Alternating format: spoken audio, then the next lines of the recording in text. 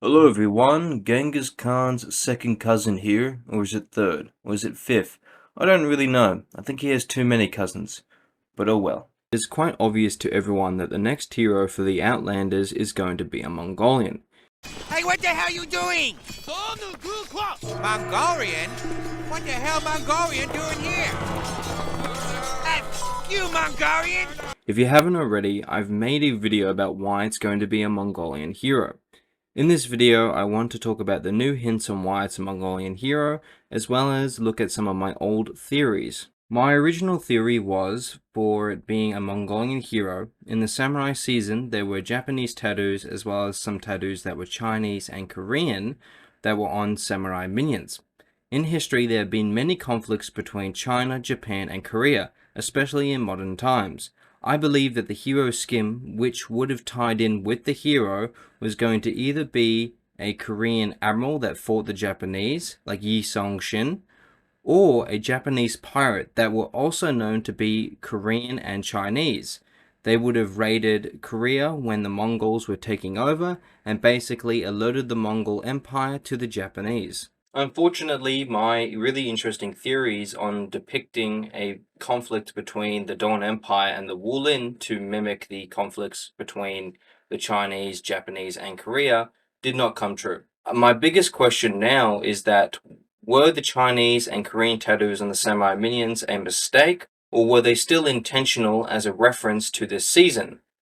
Unfortunately, I do not have the answer for this, and I do want to hope that it was still a reference, but maybe just not the way that I was expecting it to be, because I obviously don't want Ubisoft to misrepresent, different cultures. Let's talk about the new references on why it's going to be a Mongolian hero. In the battle pass, the symbol that you can use for your emblem shows the Turco-Mongol sabers. Also known as the Eurasian saber or the nomadic saber, was a type of sword used by various nomadic people of the Eurasian steppe, including Turkic and Mongolian groups between the 18th century and the 14th century. The blue mask outfit from the battle pass is supposed to represent the god of the underworld and death from Turkish and Mongolian mythology. From the underworld, Erlik brings death, plague, and evil spirits to torment humans and take their souls into his realm. The second mask outfit is supposed to represent Betsy, the Great Coat of Mao, which is a Dharmapala and the Lord of War in Tibetan Buddhism, originally a pre-Buddhist war god of the Mongols. The symbol that you can clearly see after the mask outfit represents the endless knot, also known as the eternal knot. It is a significant symbol in Buddhism that represents many concepts. The endless knot has no beginning or end. It symbolizes the infinite wisdom and compassion of Buddha. It represents the endless moment of time and the eternal continuum of the mind. The interlayered design also represents the interconnectedness of all beings on Earth. The new music for the new season is extremely close to Mongolian throat singing. I'm going to play you a bit of the theme for the new season as well as some Mongolian throat singing so you can make up your own mind if they are very similar or if maybe they're not, in your opinion.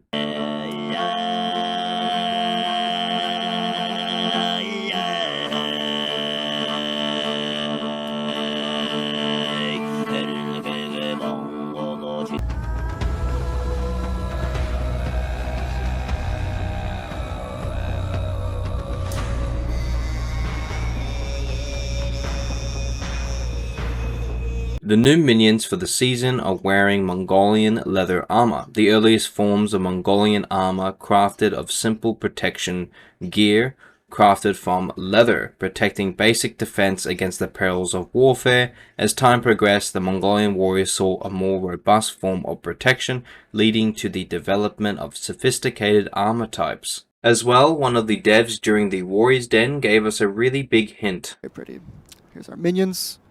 Running the battle. Yes, they're part of his troops, right? Yeah. Of course.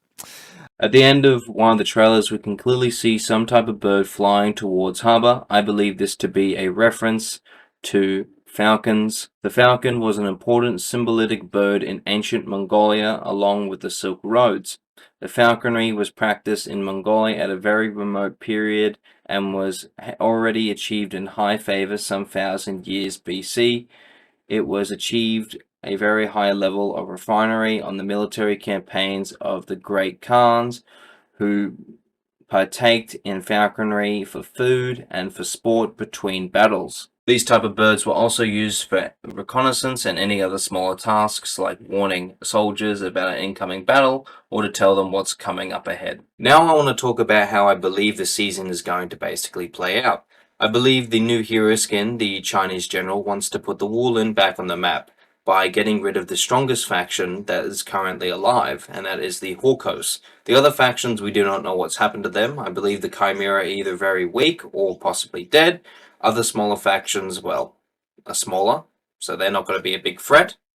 By basically gathering all of Hawkos' forces in one area for a fake peace treaty, just like how the execution shows us in the battle pass of fake peace and then suddenly killing them, this is how it's going to play out.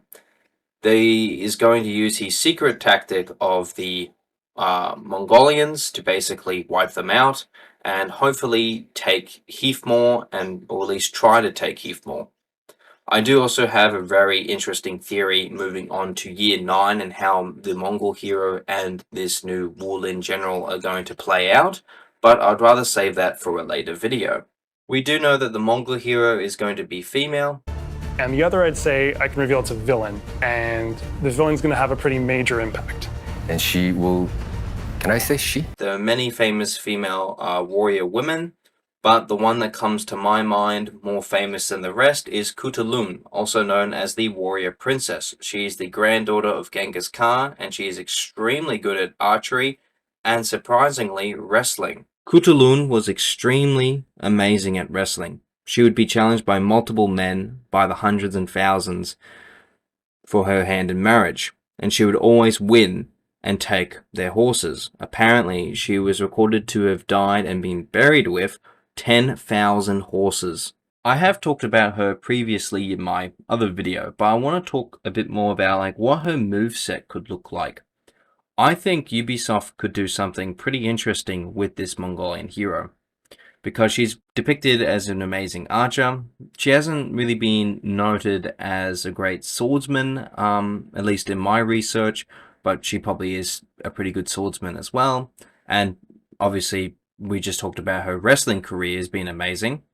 So I know the community has asked a lot about adding a martial arts type of character, so they could kind of get away with Khutulun doing that. For example, how they could do it is that her light attacks could be her sword, and more or less her heavies could be more of like grabbing moves or even just punches. So that could be obviously an interesting way.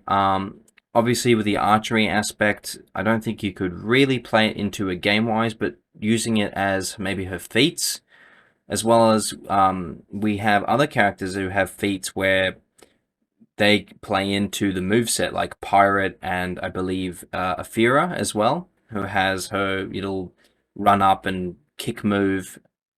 So they could easily do that for her. Besides that, I do hope you enjoyed this small addition to my previous who the next Outlander hero is going to be in For Honor video. Besides that, please tell me in the comments below, what do you think her moveset could be? Do you still think it could be Khutulun, or do you think it could be another famous Mongolian woman? And did I surprise you with any more further knowledge about the references to Mongolian culture in this video? Don't forget to like and subscribe because it really helps out the channel. It helps me not being poor, I guess. Besides that, I'll see you next time. God damn it, how come every time us Chinese put up a wall, stupid Mongolians have to come and knock it down?